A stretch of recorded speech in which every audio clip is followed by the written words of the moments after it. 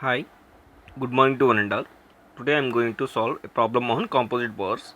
Here the problem given that three bars made up of copper, zinc and aluminium of equal lengths and have cross sectional areas 500, 750 and 1000 millimeter square millimeter respectively.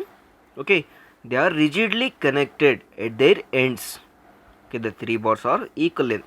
If the compound member is subjected to a longitudinal pull of, that is load, 250 kilonewton, estimate the proportional of the load carried on each rod end and the induced stresses in the material.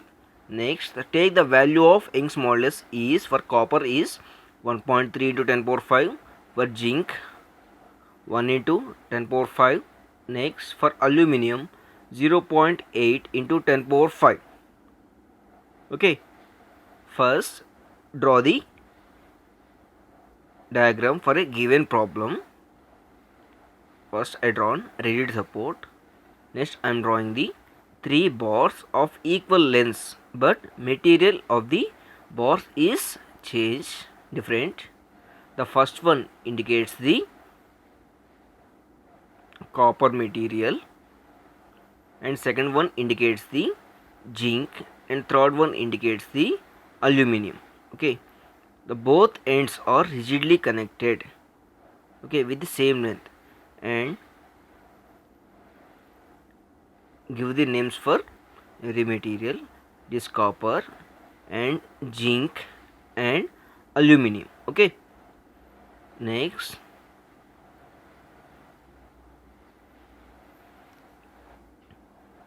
area of copper is given as 500 millimeter square. Next, area of zinc they given as 750 millimeter square, and area of aluminium, that is 1000 millimeter square. Okay, next the applied load on the material is given as 250 kilonewtons.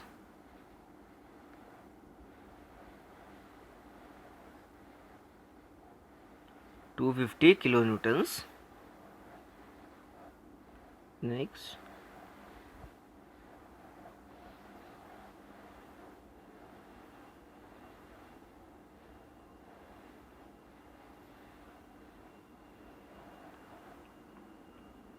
note down given data. Area of copper, that is 500 millimeter square. Next, area of zinc 750 millimeter square. Next, area of aluminium, that is 1000 millimeter square. Okay, next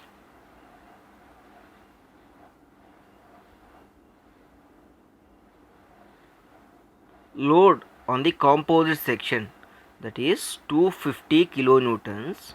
Convert it into newtons, that is 250 into 10 cube newtons. Next,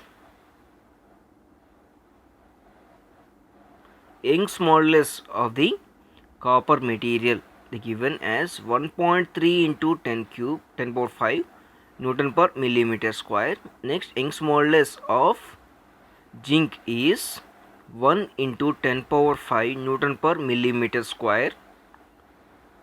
Next, similarly, Young's modulus for aluminium material as 0.8 into 10 power 5 Newton per millimeter square. Next, note down a required data, that is we need to estimate the proportional of the load carried on each rod. That means load shared by the copper, zinc and aluminium bars, and second one stresses induced in each other, that is stress induced in copper, zinc and aluminium bars. Okay, we need to calculate these 6 values from equations, we know that based on the load value, based on the load shed condition, that is P is equals to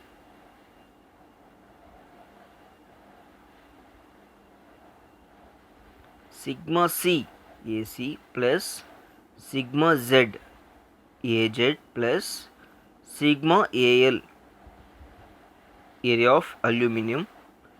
It is the equation 1. Similarly, the change in length in both three materials are equal, so that it can be written as sigma C by EC is equals to sigma Z by EZ is equals to sigma aluminum by Young's modulus of aluminum material. These three, that is change in length, sigma C by EC is equals to change in length in the material of copper. Similarly, zinc and aluminum. From these two equations, we can get the values of stresses and loads.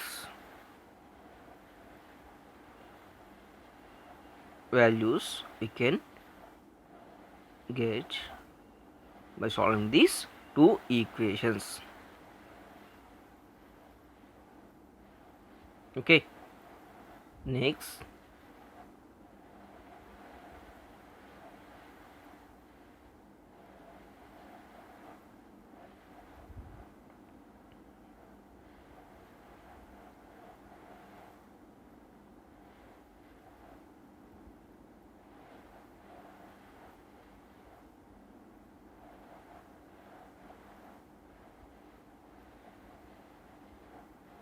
from equation 2, sigma C by EC is equals to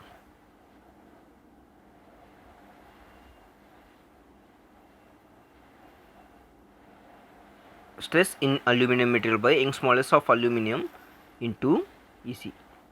By cross multiplying, we get equation for stress induced in the copper material is, we know that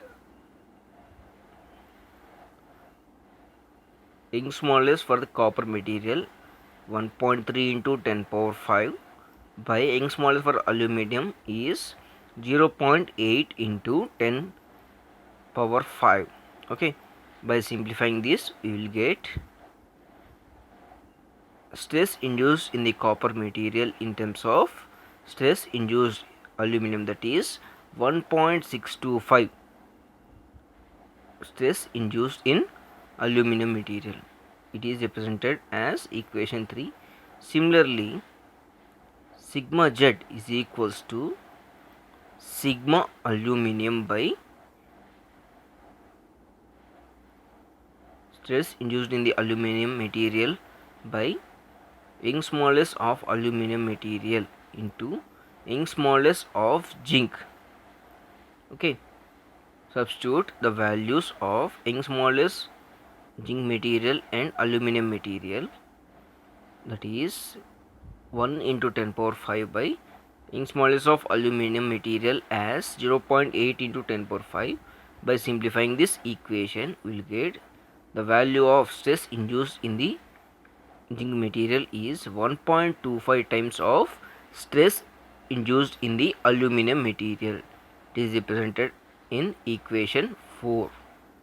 Next, substitute the values of stresses in copper and zinc materials and area of copper and area of zinc and area of aluminum and load, total load in equation 1.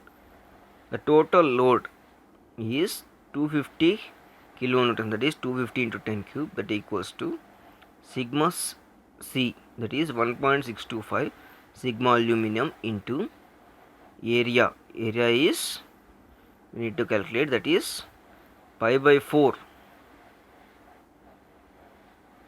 Sorry, they given directly. Area of copper is 500. Next, 1.25 sigma aluminum into area of copper is 750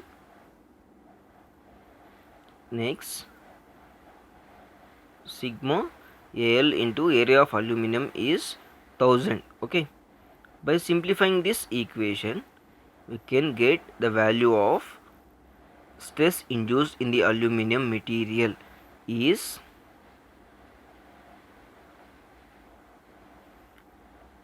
90.9 Newton per millimeter square.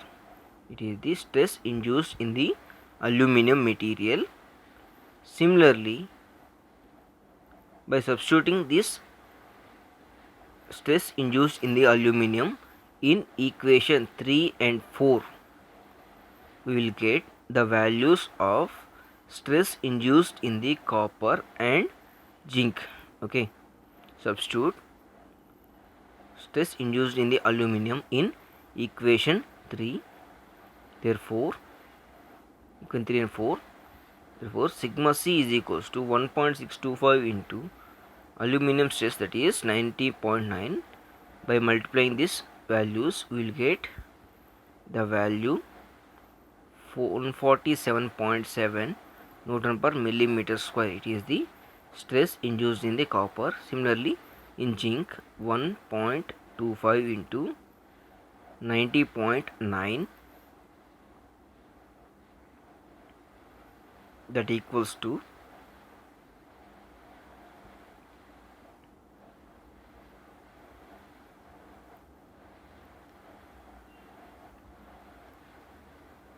113.625 Newton per millimeter square. Okay, up to now we calculated stress induced in copper, zinc and aluminum materials. Now we need to calculate load shared by the copper, zinc and aluminum. Load shared by the copper material, it can be written as sigma C into area of area of copper, that is 147.7, that is stress induced in the copper, and area of column is copper is 500. Therefore, load shared by the copper rod is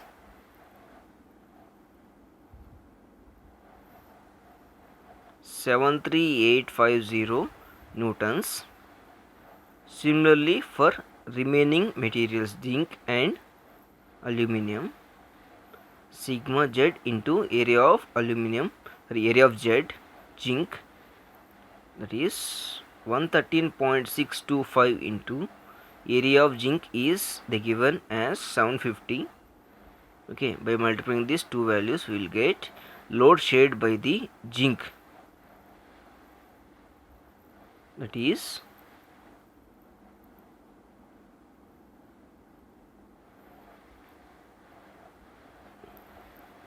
85218 newtons. Next, we need to calculate load shared by the aluminum material, that is sigma aluminum into area of aluminum, that equals to 90.9 into area of aluminum is 1000, that equals to 909000 newtons. It is the load shared by the aluminum bar.